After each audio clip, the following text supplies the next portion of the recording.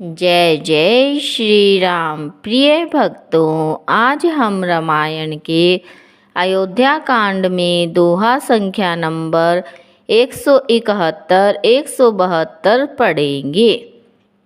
सिंहासन भूषण बसन अनधरणी धन धाम, रामा अनधरणी धन धाम।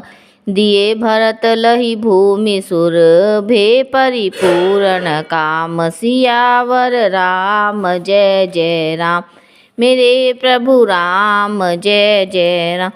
इस दोहे का अर्थ है, सिंहासन, गहने, कपड़े, अन्न, पृथ्वी, धन और मकान भरत जी ने दिए। भूदेव ब्राह्मण दान पाकर परिपूर्ण काम हो गए, अर्थात उनकी सारी मनोकामनाएं अच्छी तरह से पूरी हो गई। पितुहित भरत कीन जसी करनी, सो मुख लाख जाई नहीं बरनी। सुदिनु सोधि मुनि बर तब आए, सचिव महाजन सकल बोलाए। इन चौपाइयों का अर्थ है, पिताजी के लिए भरत जी ने जैसी करनी करी वह लाखों मुखों से भी वर्णन नहीं की जा सकती। तब शुभ दिन शोध कर श्रेष्ठ मुनि वशिष्ठ जी आए और उन्होंने मंत्रियों तथा सब महाजनों को बुलवाया। बैठे राज सभा सब जाई, पठय बोली भरत दो भाई। भरतु वशिष्ठ निकट बैठा रे, नीति धर्म में वचन उचारे। इन चौपाइयों का अर्थ है, सब लोग राज्यसभा में जाकर बैठ गए। तब मुनि ने भरत जी तथा शत्रुघ्न जी दोनों भाइयों को बुलवा भेजा। भरत जी को वशिष्ठ जी ने अपने पास बैठा लिया और नीति और धर्म से भरे हुए वचन कहे।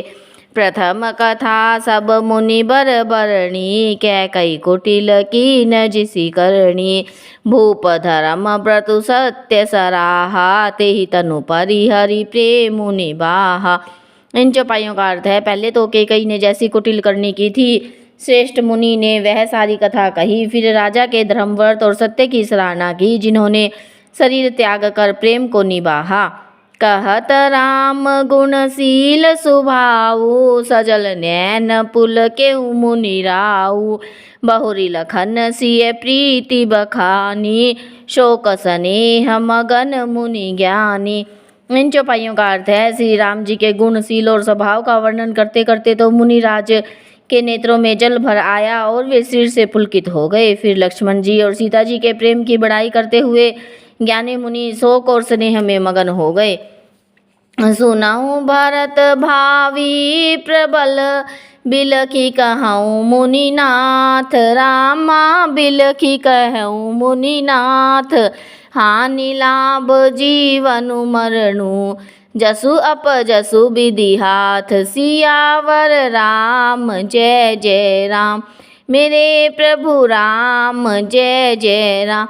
इस दोहे का अर्थ है, मुनिनाथ ने बिलख कर दुखी होकर कहा, हे भरत सुनो, भावी बड़ी बलवान है। हानि लाभ जीवन मरण यश अपयश ये सब विधाता के हाथ हैं। अस बिचारी के ही देइए दोसु, व्यर्थ काहि पर कीजिए रोसु। तात विचारु करहु मन माही, सोच जोगु दशरथु निपुनाही। इन चौपाइयों का अर्थ है, ऐसा विचार कर किसे दोष दिया जाए और व्यर्थ किस पर क्रोध किया जाए। हे तात, मन में विचार करो, राजा दशरथ सोच करने के योग्य नहीं है। सोचिए विपर जो वेद विहीना, तजि निज धर्म विषय ले लीना। सोचिए नृपति जो नीति न जाना, जेहि न प्रजा प्रिय प्राण समाना। इन चौपाइयों का अर्थ है, सोच उस ब्राह्मण को करना चाहिए जो वेद नहीं जानता और जो अपना धर्म छोड़कर विषय भोग में ही लीन रहता है। उस राजा का सोच करना चाहिए जो नीति नहीं जानता और जिसको प्रजा प्राणों के समान प्यारी नहीं है। सोचिए बयसु कृपन धनवानु, जो न अतिथि शिव भगति सुजानु। सोचिए सुदरु विपर अवमानी, मुखर अपमान प्रिय ज्ञान गुमानी। इन चौपाइयों का अर्थ है, उस वेश्य का सोच करना चाहिए जो धनवान होकर भी कंजूस है और उस अतिथि सत्कार तथा शिव जी को भक्ति करने में कुशल नहीं है। उस शूद्र का सोच करना चाहिए जो ब्राह्मणों का अपमान करने वाला, बहुत बोलने वाला, मान बढ़ाई चाहने वाला और ज्ञान का घमंड रखने वाला है। सोचिए पुनिपति वंचक नारी, कुटिल कलह प्रिय इच्छाचारी।